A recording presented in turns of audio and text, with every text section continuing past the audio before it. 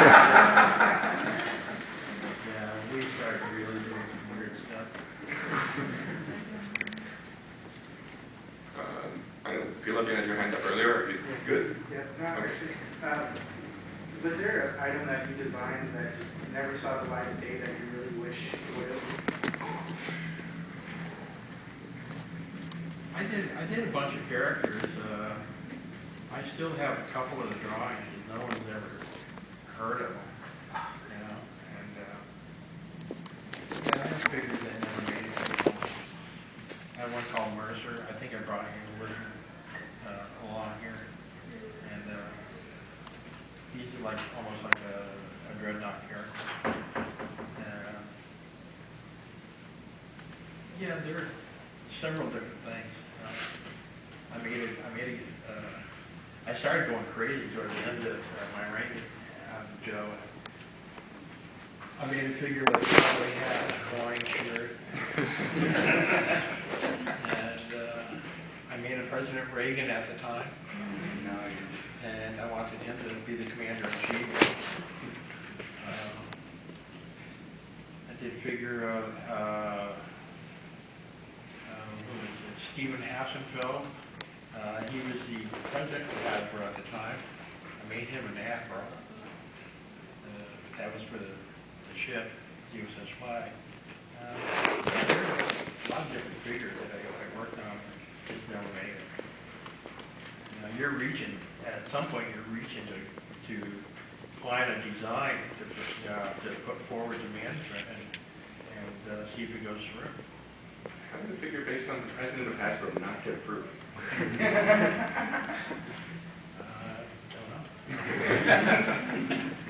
Yes. Could you tell us a little bit more, Ron, about the process at Hasbro? Like, how would you come up with a concept, and then who would bring it up? Was there a team that decided what you would try and develop to present to management? And once it got there, even technically, how would you make it? I mean, you would make a model. How would all that work? The process of making a figure is you would have a brainstorming meeting. You get your team together, Joe designers. We go into a room and we start talking about what we'd like to do, you know. And sometimes people would throw out different names of characters that we'd like to present. And I sit there, I listen to them, I write down notes. We need a radar guy, we need an infantry guy, or whatever, and I'd write them down. And from there, I would go back to my desk and start drawing up sketches. And I would just go through sketches and sketches. I did draw. You know, I probably had 10 drawings of one character, you know, to show. And then we go through all those, and they pick out the ones that they liked. And from that, I would take it back to my desk and take one of those rough drawings and make it a tighter drawing. And from there, I'd probably present those as well to see if I'm going in the right direction. And then we do a color of that. When everything got accepted, you go to a presentation, we got 50 people in a room, all marketing people, sales people, managers, whatever. And you have to get up there and you have to show them what you're going to do. That wasn't the easiest part for me. That was the hardest part for me. I have a hard time talking to people. They do it. I'd be standing here, pouring sweat. I'm trying to show these presentation drawings, and they just didn't go anywhere. You know, for me, they did. But after they got accepted, and we got the okay, I'd go back to my desk and do what's called a control drawing. A control drawing is for sculptural input. I'd have my control drawing, which has like the buck on it. I know the size of the buck and everything. And I would draw the front, side, back, and side of every figure and the arms separately. And where they are all jointed. And when I got that all approved, we'd make copies and send it out to sculpting. Sculpting was right down the hall from me, so our guys in sculpting would, they wouldn't, the thing about sculpting is, you give them your figure, and one guy would do the body, another guy would do the arms, another guy would do the head, and someone would do the legs.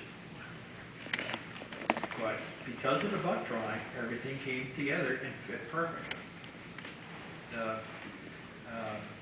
After they got these things sculpted, they would come and show me, and I'd have to give my approval on the aesthetics of the figure. From there, from sculpting, it would be sent to the Orient, and that's when they would make the molds for all. And besides that, after that's off to the Orient, I'm back at Hasbro, and I'm doing color studies of these figures. The color studies, I'd probably do 5, 6 color studies in different color variations. And then show that to market. And then they would have to give their approval on what they want to do for those figures. It's a fairly long process, you know. Probably start in February, end in October, you know. And then from here we start, our model shop would make samples for us. And those samples would be all hand painted. And that's actually another step. After the color studies are done, as suggested, we have 2 sculptures brought in. 2 sculptures that we didn't make them same size, the figures at that time. They were 2 so they were a fairly good sized figure. And I would have to hand paint each one of them, at least 2 paint masters each. I would keep a paint master at Hasbro, 1 paint master would go to Asia, and they would look at that for painting the figures, doing all their CAD prints and whatever. That's another sample up through as well. So I hand painted all the paint masters. And on those brought, I would do CAD print designs. CAD print designs are all the shoulder patches and whatever goes on the figure. You know, all the look photos, whatever. Those are all hand done. And then those were sent over to Asia. Have CAD print designs put on figures. There's just a lot of different processes you have to go through to get one figure done.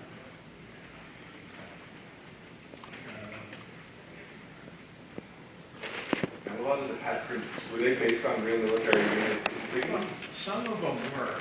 I mean, I got a World War II insignia book at home that shows all the different various designs that go on aircraft in World War II. Shoulder patches, all the insignias of all the different military services. And I would use some of those, but I would change them so they wouldn't be the same as what there was. And a lot of designs I just made up myself.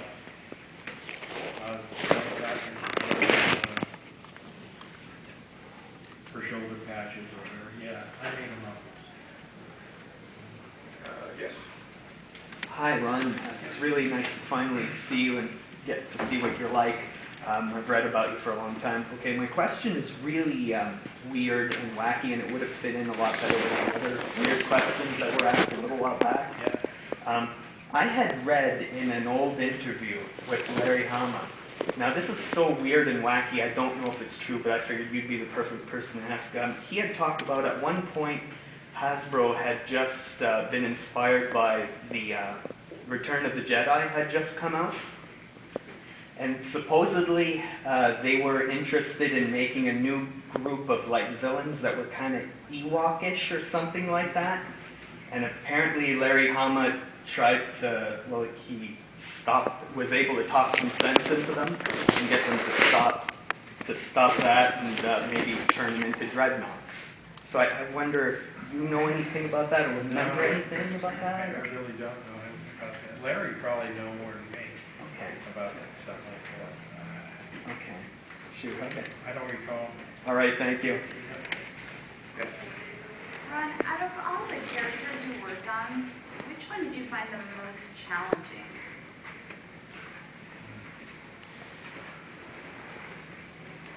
That's a hard question.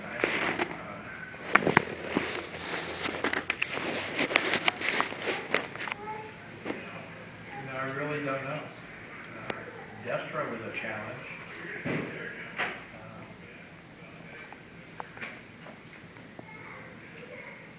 What was it about Destro that was so challenging?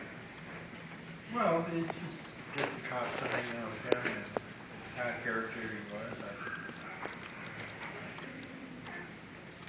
Making a man with a silver head.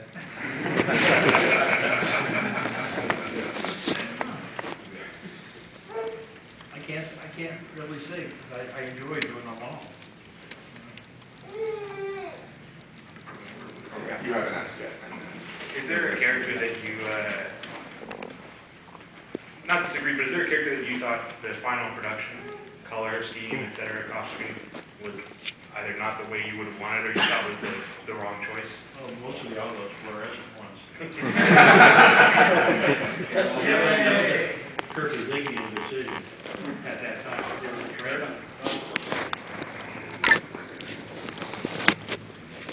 I know you guys create something you want to push, and you let Larry know that he has to put it in the comic book. Sometimes just a one-panel appearance, just so that it makes an appearance and kids see it and then look for it in the stores. Did it ever work in reverse, where he did something in the comics and you guys said, "Oh, that's cool, let's add that to the line"? No? I thought Snake Eyes, second version in '85 being all ninja, was that not influenced by the comics, or was that Hasbro consciously?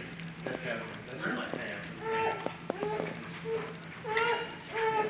We never had anything like that. We never pulled the character from a different source and made it our own. Never did anything like that. It originally came from us and went to them. That's what I figured, but I just didn't know if it was going to be involved. Larry did all the stories from different shows. He did all the bio cards and everything else. But he had no influence on any of the design factors.